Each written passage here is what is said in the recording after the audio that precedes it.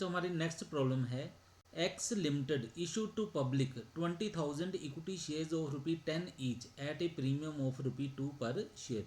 X limited नाम की जो कंपनी है वो क्या कर रही है, 20,000 समता अंश, ठीक है, जिसके एक अंश की कीमत ₹10 है, उसे ₹2 प्रीमियम के ऊपर निर्गमित कर रही है, इशू कर रही है, ठीक है। The amount was payable as ₹3 with application, ₹3 application के ऊपर मांगे जा रहे हैं, ₹5 इंक्लूडिंग प्रीमियम ऑन अलॉटमेंट, और अलॉटमेंट में मांगे जा रहे हैं ₹5 प्रीमियम सहित। ₹2 on first call, first call के ऊपर ₹2 मांगे जा रहे हैं, एंड ₹2 ऑन फाइनल कॉल, और ₹2 जो है वो फाइनल कॉल के ऊपर मांगे जा रहे हैं। Applications received for 30,000 shares and allotment made pro rata to the applicants of 24,000 shares.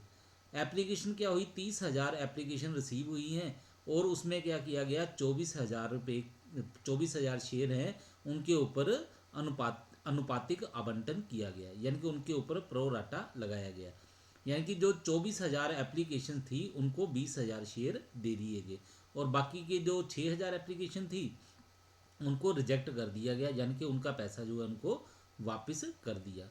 Money over paid on application was employed on account of sums due on allotment, और ये जो एप्लीकेशन के ऊपर जितना भी फालतू में पैसा रिसीव हुआ है वो सारे का सारा क्या किया जाएगा, वो अलॉटमेंट में एडजस्ट कर लिया जाएगा। तो एक्स्ट्रा पैसा कितना रिसीव हुआ है, ये देखो 24,000 के ऊपर लगाया गया है, क्या बोलते हैं, प्रो राटा, तो इसका मतलब 4,000 एप्लीकेशन जो है इनके ऊपर पैसा जो है एक्सेस यानी कि फालतू में रिसीव किया गया है, यानी कि सरप्लस मनी है, तो वो कितनी बन जाएगी, 4,000 मल्टीप्लाई एप्लीकेशन के ऊपर कितने हैं, ₹2, ठीक है, नहीं एप्लीकेशन के ऊपर कितने हैं, ₹3, तो 4,000 गुना 3 12,000 रुपया, यानी कि 12,000 क्या है एक्स्ट्रा प्राप्त हुआ है, इसे हम लोगों ने क्या करना है, इसे अलॉटमेंट मनी में एडजस्ट कर लेना है। इसके नेक्स्ट क्या लिखा है, Mr A to whom 400 shares were allotted failed to pay the allotment money and on his subsequent failure to pay the first call his shares were forfeited. अब क्या हुआ, मिस्टर ए था, उसको क्या किया गया था, 400 शेयर अलॉट किए गए थे, तो उसने क्या किया, उसने अलॉटमेंट मनी जो ड्यू बनती थी उसके लिए उसने उसका पैसा नहीं दिया, और उसके बाद उससे फर्स्ट कॉल के पैसे मांगे गए, उसने फर्स्ट कॉल भी नहीं दी, तो उसके शेयर जो है वो जब्त कर लिए गए। तो ये याद रखना, ये 400 शेयर के ऊपर पैसे कहाँ तक मांगे गए हैं, सिर्फ फर्स्ट कॉल तक मांगे गए हैं, फाइनल कॉल की इसके लिए एंट्री नहीं करनी है, जहाँ तक कॉल मांगी गई है वहीं तक इसकी एंट्री होगी। फिर क्या है, Mr B the holder of 600 shares failed to pay both calls and his shares were forfeited after the second call, और मिस्टर बी था, इसके बाद 600 शेयर थे, इसने क्या किया, जो दोनों कॉल थी फर्स्ट कॉल और सेकंड कॉल, इन दोनों के पैसे जो है उनका भुगतान इसने नहीं किया, और इसके शेयर जो है वो सेकंड कॉल के बाद फॉरफिट कर लिए गए, यानी कि इससे क्या हुआ, सेकंड कॉल तक पैसा मांगा गया है, तो इसके सेकंड कॉल तक जो है अमाउंट वो लिखी जाएगी शेयर कैपिटल की। Of the shares forfeited 800 shares were issued to Mr C credited as fully paid ₹9 per share. तो ये जो शेयर फॉरफिट किए गए थे, शेयर कितने फॉरफिट हुए, 1,000, तो उसमें से 800 शेयर जो थे वो सी को इशू कर दिए गए ₹9 के हिसाब से, यानी कि ₹1 उसको डिस्काउंट दे दिया गया। और इसमें क्या है, मिस्टर ए के जो शेयर थे यानी कि 400 शेयर थे, 400 के 400 शेयर जो है बीच में शामिल हैं, यानी कि इसमें क्या है, 800 शेयर में ए के 400 शेयर और बी के भी 400 शेयर शामिल किए गए, यानी कि बी के फॉरफिट किए थे 600 शेयर, लेकिन इशू किए गए उसके सिर्फ 400 share. Pass the necessary general entry, इसके लिए जो भी जनरल एंट्री बनती हैं वो आपने करनी है, जो भी हैं जरूरी वो आप इसको करोगे। तो अब ये देखो क्वेश्चन जो है काफ़ी ज़्यादा बड़ा है, ठीक है, इसको बार बार पढ़ने में देखने में समय हमारा ज़्यादा लगता है, इसलिए हम इसको आसान करने के लिए क्या करते हैं, एक डायग्राम बना लें। अगर डायग्राम बना के करें क्वेश्चन तो हमें बार बार क्वेश्चन जो है उसकी लाइन पढ़ने की ज़रूरत नहीं पड़ेगी, और लाइन पढ़ते समय एग्ज़ाम में क्या होता है, कहीं ना कहीं गलती के चांस रहते हैं, इसलिए इस तरह से डायग्राम बना लो, सिर्फ डायग्राम देख के ही हमें पूरे का पूरा क्वेश्चन समझ आ जाता है। ये देखो, ये क्या है, 20,000 शेयर इशू किए गए, ठीक है, ₹3 एप्लीकेशन के ऊपर मांगे गए, ₹5 अलॉटमेंट के ऊपर मांगे गए, ठीक है, ₹3 अलॉटमेंट के और 2 प्रीमियम के, और 2 रुपये फर्स्ट कॉल के ऊपर मांगेंगे और 2 रुपये फाइनल कॉल के ऊपर मांगेंगे। और एक शेयर होल्डर था जो ए, ठीक है, उसने 400 शेयर के ऊपर देखो अलॉटमेंट के पैसे नहीं दिए और फर्स्ट कॉल के पैसे नहीं दिए।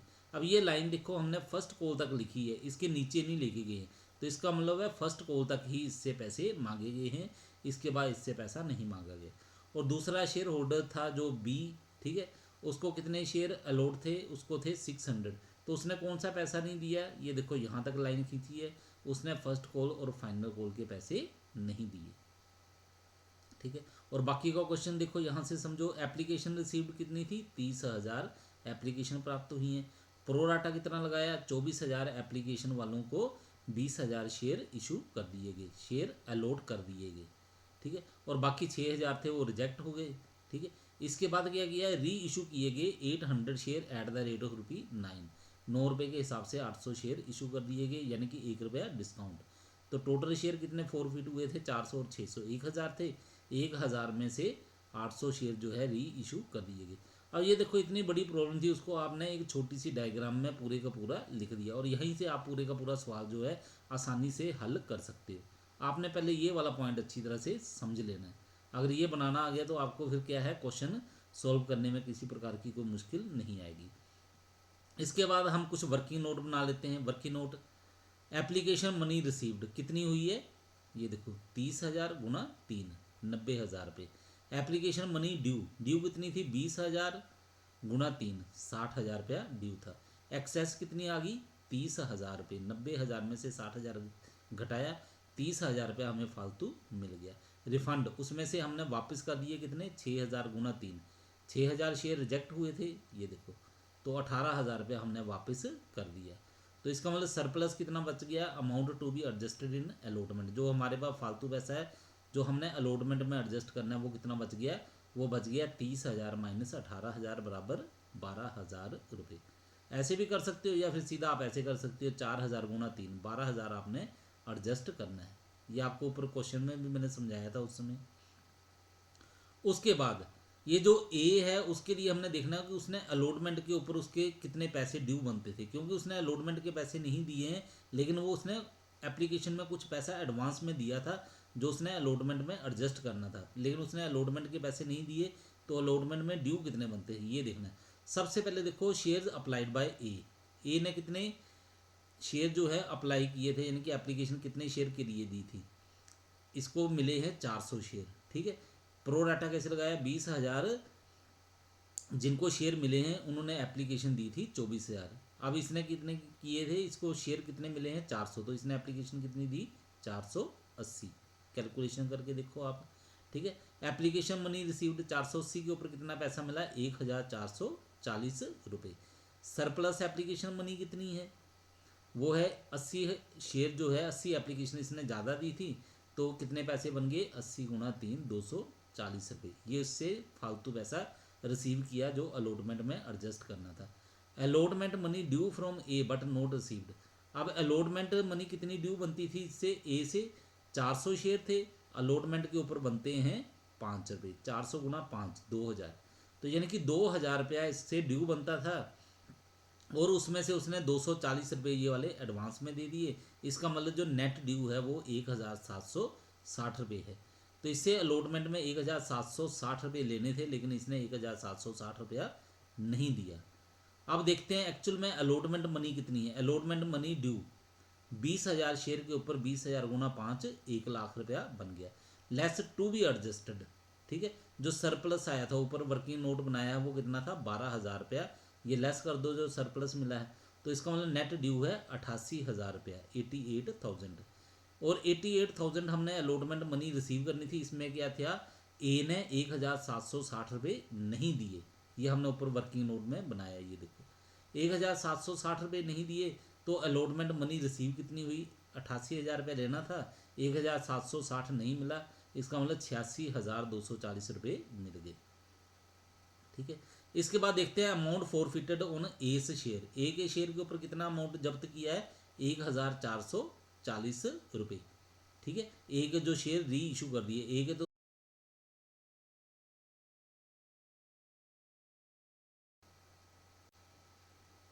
हाँ, तो क्या बता रहे थे, amount forfeited on S share री इशूड, ए के कितने शेयर थे, 400 थे, 400 के 400 री इशू कर दिए गए। तो इसके ऊपर कितनी अमाउंट जब्त की थी, 1440 रुपये। तो ये ऊपर आपने कैलकुलेट किया, ये देखो ये 1440 रुपया ए से प्राप्त हुआ था। तो जितना पैसा इससे प्राप्त हुआ वो सारे का सारा जब्त हो जाएगा। तो ये सारे का सारा जब्त कर दिया 1440 रुपये। अमाउंट फॉरफिटेड ऑन 20 शेयर, अब बी से कितना पैसा प्राप्त किया था, बी से पैसे प्राप्त किए थे 3600 रुपये। अब बी से आपने ये देखना है, इससे हमें क्या है, प्रीमियम की राशि नहीं मिली थी, तो हमने प्रीमियम की राशि नहीं लिखनी है, ठीक है। बी से क्या हुआ, प्रीमियम की राशि प्राप्त हो गई है, बी से प्रीमियम की राशि प्राप्त हो गई है। अगर राशि प्राप्त हो जाए तो हमने क्या करना होता है, प्रीमियम की अमाउंट जो होती है वो नहीं लिखनी होती है, प्रीमियम की एंट्री नहीं करनी होती है। ये आपको पहले भी बताया था। तो उस हिसाब से कितने पैसे लिए जो बी से रिसीव हुए हैं, वो है 3 रुपये ये और 3 रुपये ये। प्रीमियम हमने नहीं लिखना है। 6 रुपया उसका जब्त हुआ एक शेयर के ऊपर, तो उसने 600 शेयर के उसके पास हैं, 600 शेयर का होल्डर है वो, तो 600 शेयर के ऊपर कितना पैसा जब्त हो गया, 600 गुणा 6 यानी कि 3600 रुपया। तो 3600 रुपया उसका 600 शेयर के ऊपर जब्त किया गया। लेकिन बी के शेयर री इशू कितने की है, वो है 400, यानी कि 3600 कितने के ऊपर जब्त हुआ है, 600 के ऊपर। तो 400 के ऊपर कितना जब्त हुआ, मल्टीप्लाई 400 करके देखोगे तो ये आ जाएगा 2400 रुपया, ठीक है। ए से जब्त हुए 1440 और बी से जब्त हुए 2400 रुपये, ठीक है। ये अमाउंट फॉरफिटेड है दोनों शेयर होल्डर के ऊपर, ठीक है। अब इसके बाद अगला वर्किंग नोट हम बनाते हैं, वो है अमाउंट फॉरफिटेड ऑन 800 शेयर 3840। तो ये कैसे बना, ए का 1440 और बी का 2400, इन दोनों को प्लस करो तो ये आपके पास बन जाएगा 3840 रुपये। लेस यूटिलाइज्ड, तो एक शेयर के ऊपर कितना डिस्काउंट दिया गया है, 1 रुपया। तो री इशू कितने किए थे, 800 शेयर री इशू किए थे। तो 800 शेयर के ऊपर कितना डिस्काउंट बन गया, 800 रुपया। तो यानी कि ये यूटिलाइज किया गया है। ऊपर देख लो आप फिर एक बार, डायग्राम से ही पूरे का पूरा समझ आ जाएगा। ये देखो 800 शेयर इशू किए गए हैं 9 रुपये के हिसाब से, यानी कि एक डिस्काउंट दिया गया 1 रुपये का। 800 गुना 1, 800 रुपया डिस्काउंट दिया गया है। तो 800 रुपया क्या हुआ, यूटिलाइज हो गया। तो लेस यूटिलाइज कर लिया हम लोगों ने, ठीक है। 800 रुपया यूटिलाइज कर लिया, तो हम बाकी की अमाउंट जो होगी वो क्या होगा, कैपिटल रिजर्व में ट्रांसफर हो जाएगी। कैपिटल रिजर्व कितना आ गया आपके पास, 3840 माइनस 800 रुपया। तो ये बन गया आपके पास 3040 रुपये, ठीक है। तो अभी मैं इतना ही न्यूमेरिकल करवाता हूँ। इसके जो आगे वाला पार्ट है, जो जर्नल एंट्री करनी है, वो आप इनको देख के ही कर लोगे आसानी के साथ, ठीक है।